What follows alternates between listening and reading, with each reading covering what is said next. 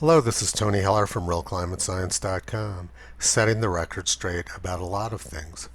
President Trump wants to get Americans back to work. The difficulty in making this happen is fear. Governors know that if they open up their economy, they will be viciously attacked and blamed by the press over each new death. Another problem is that Democratic strategists are fearful if the president is successful, he will get reelected, so they are undermining his every move. This cartoon from 2018 pretty much sums up the situation. Many people on the left are obsessed with power and they're willing to bring the whole country down in order to obtain it. There's also the legitimate fear that opening up the economy will cause more deaths. But the biggest problem I see is that many Americans are afraid of other people now and won't be willing to go back to work or eat at a restaurant until the virus is eliminated, which isn't going to happen anytime in the foreseeable future. These sort of viruses hang around for years, and it's unlikely that there will be a vaccine anytime soon. This means that people who are hiding from the virus are on a semi-permanent self-quarantine, whether they realize it or not. Originally, the goal of the lockdown was to flatten the curve, but now it's turned into, we're going to wait till the curve goes away completely. But there's no sound basis for believing that's actually going to happen. The key to getting out of this mess is to manage fear. Let's take a look now at how this panic started. Based on some computer models, the press started pushing the idea that millions of Americans were going to die. The idea was that the virus was going to continue growing faster and faster until it killed a huge number of people. The press started making comparisons to the 1918-1919 Spanish flu, which killed 50 million people worldwide. But that's not what happened. The number of new cases rose very rapidly for a while and then leveled off. Similar story to pretty much every other country which has been hit hard. This is a common pattern for viral epidemics. The graph below is for the 1918-1919 Spanish flu. The Spanish flu had three different peaks, two in 1918 and one in 1919. Each one showed an exponential rise for 3 or 4 weeks, followed by a sharp decline. This is very similar to what's happened recently in Italy and in many other countries. But one big difference is that the Spanish flu killed a lot more people. 600,000 people in the US alone and 50 million people around the world. This article from 1919 put that in perspective. In 1918, 600,000 Americans died from the flu, compared to 80,000 deaths in World War I. This graph compares 1918-1919 Spanish flu deaths in blue with COVID-19 deaths in red. You can see that the COVID-19 deaths barely show up at this scale.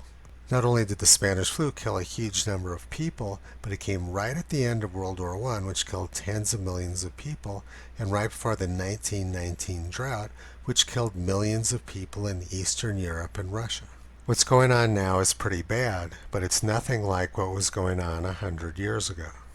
This next graph compares the 1918 flu curve with the COVID-19 curve. You can see that the red COVID-19 curve barely shows up at this scale.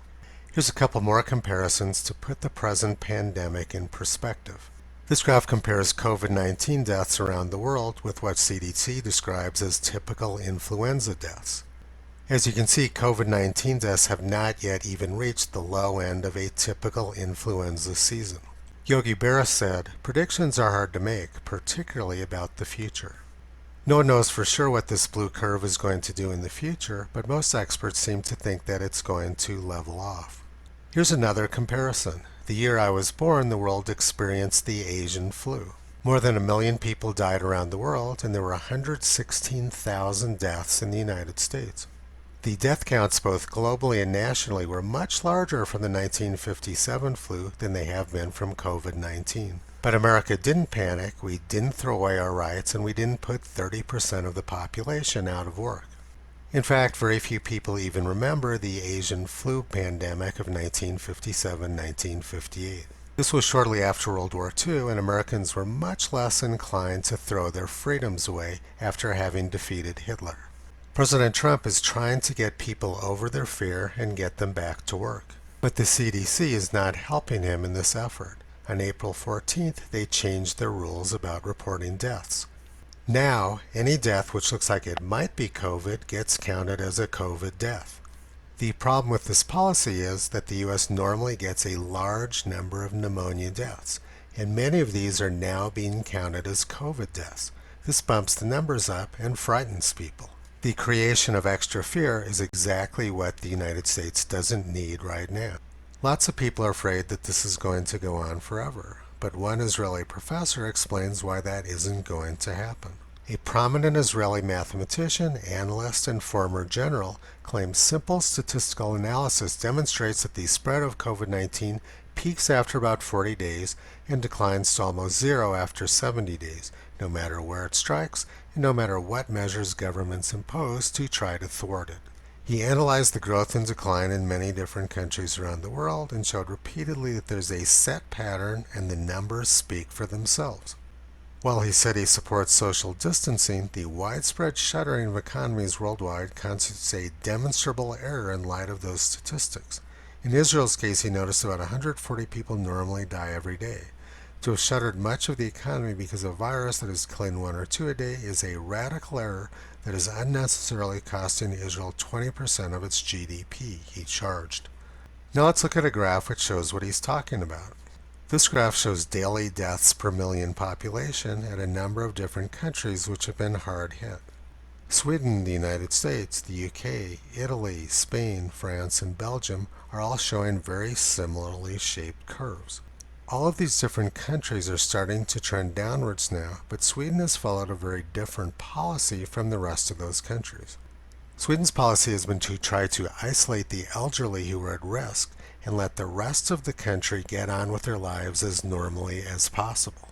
If Sweden is successful at this, they will have accomplished much, including minimizing damage to their economy. But even more valuable is that they may have achieved herd immunity, which will protect them from the next spike in the winter. I will be discussing that more a bit later. Here's the graph of the cumulative number of deaths from COVID-19 in Colorado, which is the state where I currently live. There was an exponential rise towards the end of March, and now it's tailed off to very few deaths per day. At first glance, it would be easy to attribute this tailing off to government action, which occurred around this time. But let's take a closer look at that and see if this theory makes any sense. It's well known that the typical time between infection and death from COVID is somewhere around 24 days. That means we should expect about 3 weeks between government action and when the effects of it would show up in the death curve. So I annotated the 3-week delay in the Colorado graph. There's a big problem here. The tailing off in the death rate occurred long before we would have expected the effects of government action to kick in. The effect of government action should be just showing up now. Here's another view of that. This is the number of deaths from COVID-19 per day in Colorado. This was the date of the stay-at-home order, and this was about when the effects of government action should have kicked in. You can see that deaths were already tailing off sharply, which would agree with the Israeli professor's assessment that the same thing happens no matter what the government policy is. Wyoming has some of the least restrictive government policies in the country, and they've had very few deaths. But here's the curve for their number of confirmed laboratory cases. You can see that it peaked several weeks ago and has been declining ever since. Now they're only having a couple of new cases per day. And here are the curves for Georgia, which similarly peaked several weeks ago. Colorado's governor is trying to get the state reopened as quickly as possible, and he accepts that most Coloradans will likely be infected unless a vaccine is developed. He said that the lockdown is unsustainable and that we have to get back to business. So people who are hiding and thinking they're going to wait this out are simply deluding themselves. There's lots of good reasons to be hopeful and less scared. This map shows the countries which have been hardest hit. Note that they're all in the northern hemisphere. And this graph gives us a good indication of why that happened. This graph is from Intermountain Healthcare, and it shows the number of cases of several different types of coronavirus in the Utah area. Coronaviruses peak in the winter when the amount of ultraviolet light is low. And then as we get into spring and there's more ultraviolet light, the incidences of coronavirus drop off sharply. This would explain the observations of the Israeli professor. On average, about 8,000 people die in the United States every day. This is sad, but nobody gets out of here alive. Coronavirus has added some to these totals, but we need to be realistic about the fact that people die every single day, no matter what we do. Now let's look at how important it is that we all get back to work. The CDC director says that the next wave of coronavirus is likely to be even more devastating. The reason is because it will come next winter, coincident with the flu season. Sweden's policy of herd immunity may protect them from having a very bad second wave. But most other countries which have chosen to hide are setting themselves up for big trouble next winter. The sooner we come out of hiding, the less problem we're going to have next winter. In the meantime, we've already put at least 22 million people out of work, and more than a third of New Englanders may be unable to pay rent amid coronavirus shutdowns. We are creating huge numbers of homeless people in the United States. The picture on the left is a tent city in San Francisco, and the picture on the right is a shanty town in South Africa.